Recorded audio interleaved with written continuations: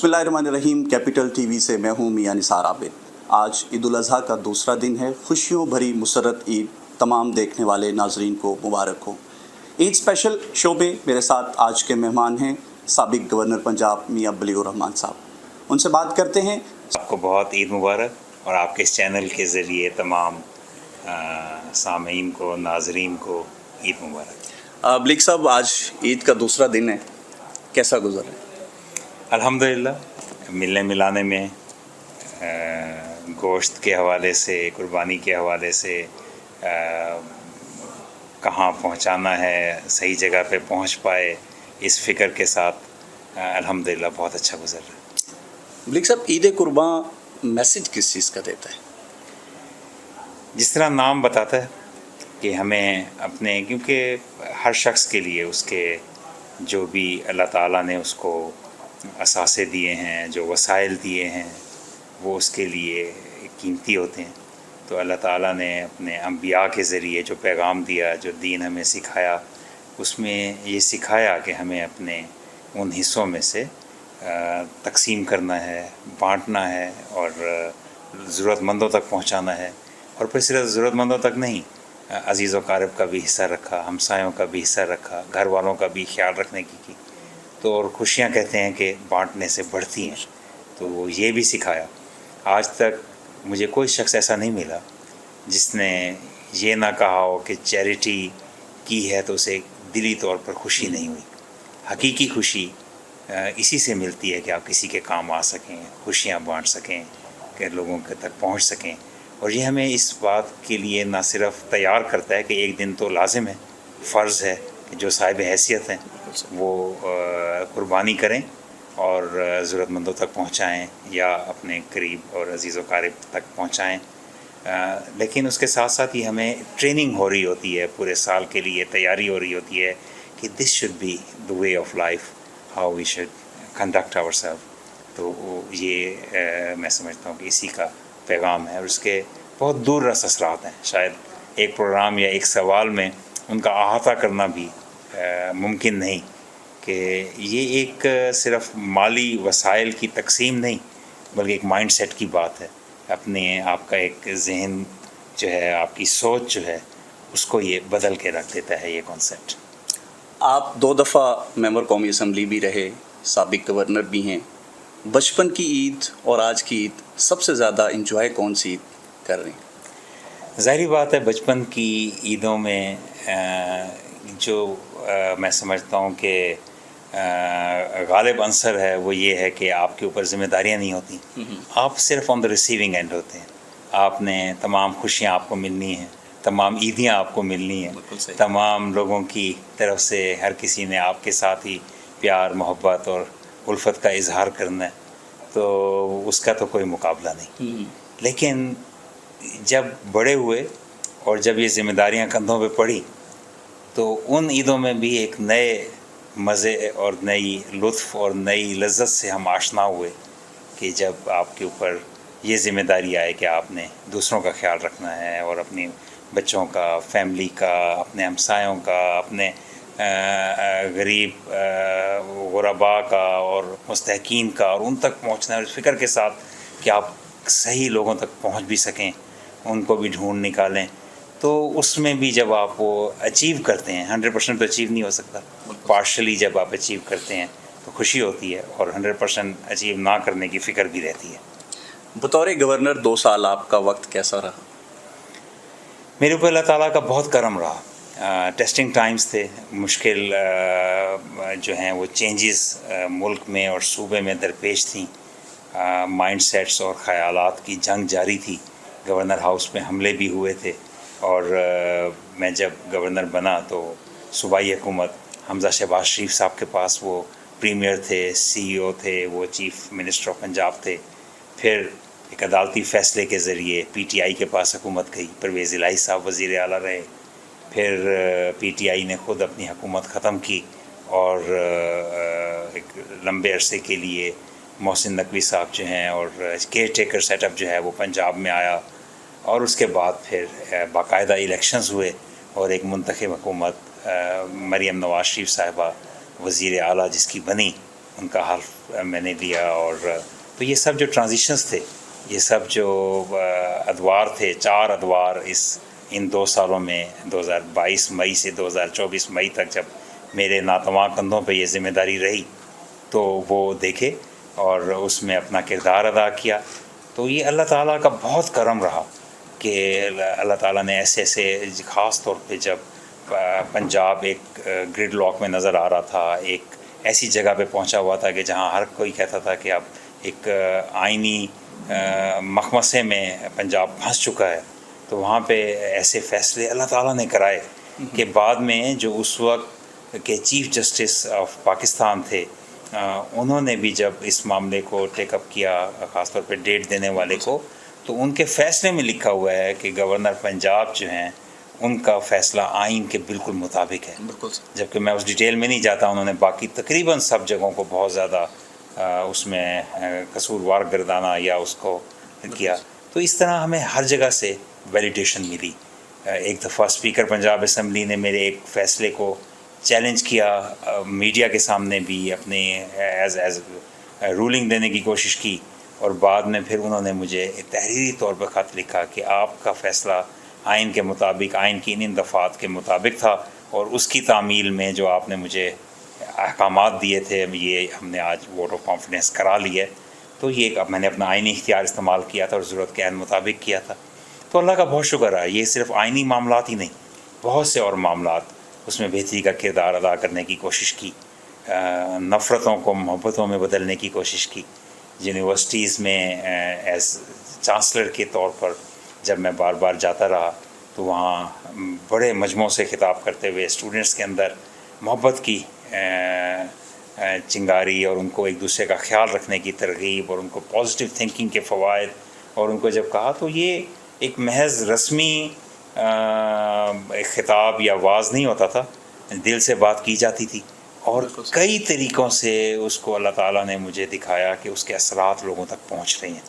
تو الحمدللہ میں بہت مطمئن ہوں، اگرچہ بحیثیت انسان بہت سی چیزیں ایسی ہیں جو چاہنے کے باوجود میں اچیو نہیں کر پایا، بہت سی چیزیں ایسی ہیں جو یقیناً نظر انداز ہوئیں یا کمیاں رہیں، وہ ہم سب میں رہتی ہیں. اس کے لیے ہمیں ہر وقت استغفار بھی کرنا چاہیے اور اپنا کمیوں کا اعتراف بھی کرنا چاہیے. لیکن کچھ چیزیں جو اللہ تعالیٰ کے کرم سے ہوئیں، وہ اس پہ بہت دل مطمئن ہے، اور آج بھی اللہ کا شکر ہے کہ بعض گشت کچھ بہتری سنائی دیتی ہے. سیاست میں کیا سوچ کے آئے اور ہمیشہ سیاست کا محور کس چیز کو رکھا؟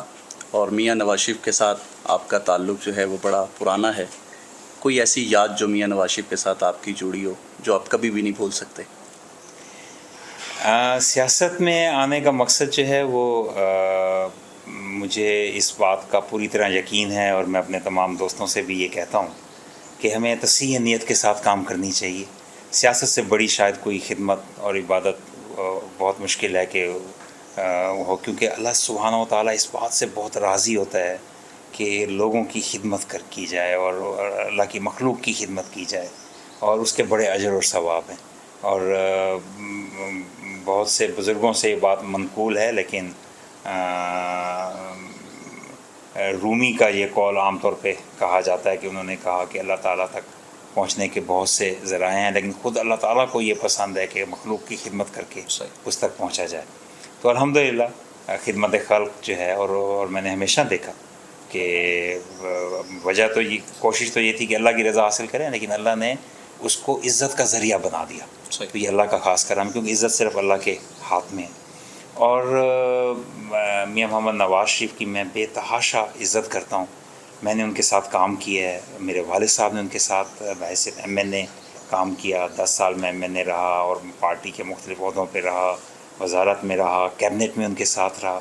تو میں نے ان کو ہمیشہ ایک ایماندار شخص دیکھا، ان کو ہمیشہ ایک اسٹیٹس مین کی طرح اپنے ذاتی مفادات پیچھے رکھ کر ملکی مفادات کو آگے رکھتے ہوئے دیکھا، اپنے کاروباری مفاد کو پیچھے رکھ کے ملک کے اور علاقے کے مفادات کو آگے رکھتے ہوئے دیکھا، انسانیت سے محبت کرتے دیکھا، ہر دین، ہر مذہب اور ہر شخص سے ان کو پیار کرتے دیکھا. تو یہ بہت بڑے ورچوز ہیں. یادیں ان کے ساتھ بہت سی ہیں، اور بہت اچھی یادیں ہیں.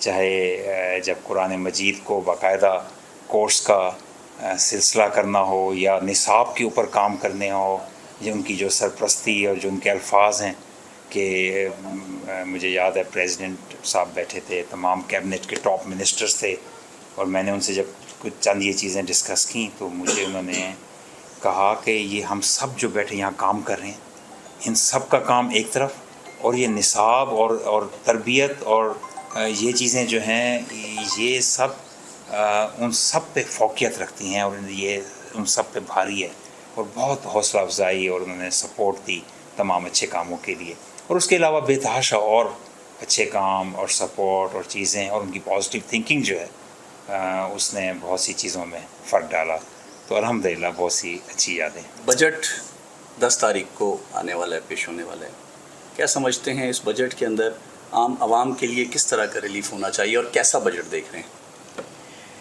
دیکھیے there is always room for improvement, ہمیشہ بہتری کی گنجائش رہتی ہے۔ دنیا کی بہترین حکومت، دنیا کے بہترین ٹیکنیکل اور پروفیشنل اور پولیٹیکل مائنڈز مل جائیں اور وہ کہیں کہ یہ دنیا کا بیسٹ بجٹ ہے، تو کبھی ہو نہیں سکتا۔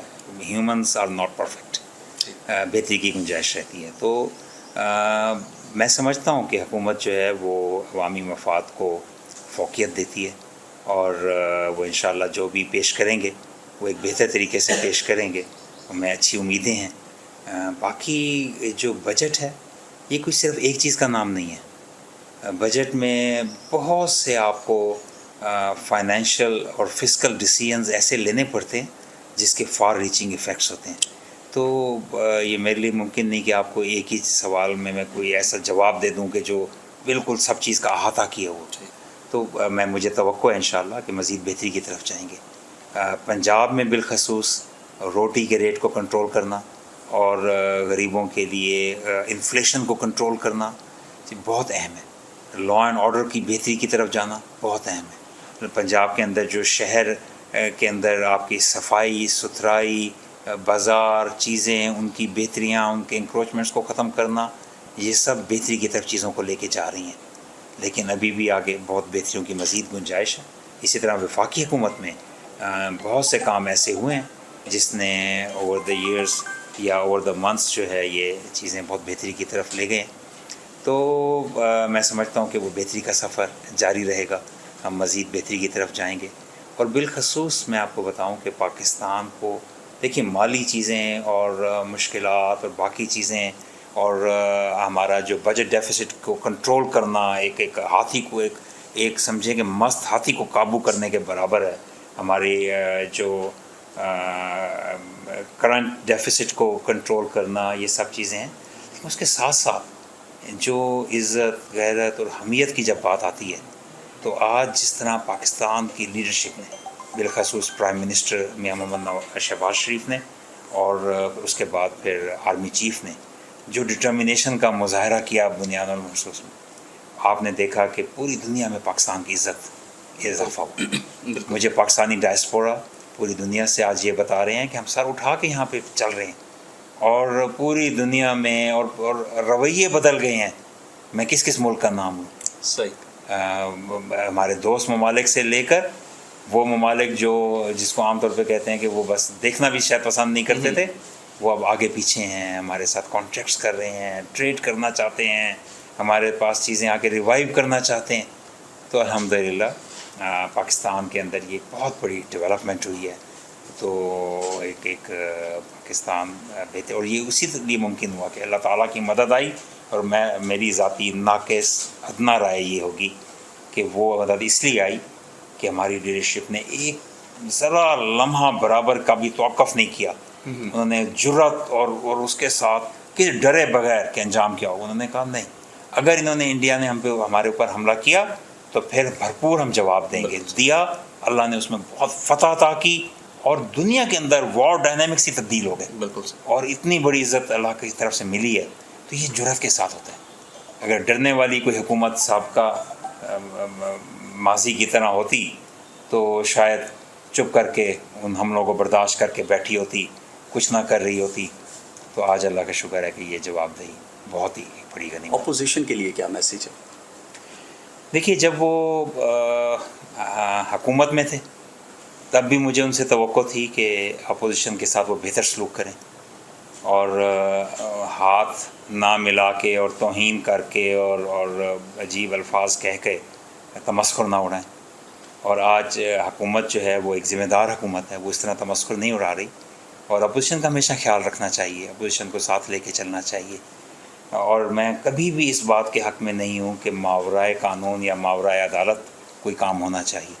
تو آج اگر وہ پابند سلاسل ہیں تو ان الزامات کے تحت ہیں جن کا میں خود بھی وٹنس ہوں. 9 مئی کو کیا ہوا تھا پورے پاکستان نے دیکھا تھا. 9 مئی سے پہلے گورنر ہاؤس میں حملے ہوئے، میرے CCTV کیمرے انہوں نے توڑے، لیکن فوٹیج پھر بھی اس میں محفوظ ہے، چیزیں ہیں وہاں پہ. اور لیکن صاحب یہی پہ ایک سوال کہ گورنر ہاؤس پہ حملہ ہوا تو آج بتائیں نا کس طرح کا حملہ تھا، کیا تھا بیسکلی؟ گورنر ہاؤس پہ تو 9 مئی سے پہلے ہوا تھا. 9 مئی سے 9 مئی کو تو جناح ہاؤس میں ہوا، مختلف اور جگہوں پہ ہوا، پورے پاکستان میں آرمی بیسز پہ ہوا. ہمارے یعنی کہ اختلاف رائے دنیا کے کس ملک میں نہیں ہوتا.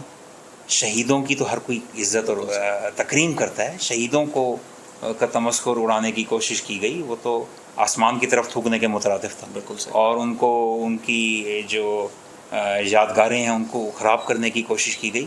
بڑا منظم طریقے سے سارا کام کیا گیا. تو یہ بہت بڑی بدقسمتی تھی پاکستان کی.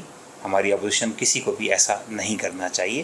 اور اس سے پہلے جب گورنر ہاؤس پہ حملہ ہوا تو وہ بھی پورا دن ٹی وی پہ فوٹیجز چلتی رہیں، لائیو دکھایا جا رہا تھا کہ کس طرح آئے. اور وہ اس وقت پنجاب میں PTI کی حکومت تھی، تو پولیس بھی اس طرح ڈیفینڈ نہیں کر پا رہی تھی کیونکہ ان کو اوپر سے اس طرح کی انسٹرکشنز نہیں تھیں. لیکن آئینی طور پہ وہ اس بات کے پابند تھے کہ ڈیفینڈ کریں.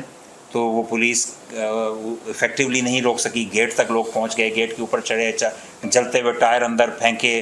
اور پھر اندر سے ہم جو ہے وہ میں نے سب کو ڈائریکشنز بھی دیں اور ہم مستعد رہے کہ یہ گورنر ہاؤس جو ہے یہ عوام کا ہے. میں تو بار بار ہر دن اپنے دور میں یہ کہتا تھا کہ today could be very well my last day in office. نہ زندگی کا پتہ نہ نوتوں کا پتہ. لیکن ہم نے یہ ہاؤس محفوظ کرنا ہے آنے والی نسلوں کے لیے. اس میں چاہے یہ کلونیل برٹش ٹائمز کا ہے، لیکن ایک پاکستان کے اندر اس کے اندر قیمتی پاکستان کے استاد اللہ بخش کی پینٹنگز ہیں، پاکستان کے اور بڑے بڑے نام جو ہیں ان کی وہاں پہ شاہکار موجود ہیں، وہاں پہ اینٹیکویٹیز موجود ہیں. اور ہم نے کھولا لوگوں کے لیے. لوگ آ کے ابھی بھی بڑی تعداد میں دیکھتے تھے اس کو، اس کے لیے وہاں پہ وزٹس کرتے تھے. تو بہرحال وہ جب حملے کیے گئے تو وہ بہت افسوسناک تھے. آج بالکل میرے ساتھ آج سابق گورنر پنجاب میاں بلیغ الرحمان صاحب موجود تھے کیپٹل TV ایج اسپیشل شو میں. سر آپ کے وقت کا بہت شکریہ.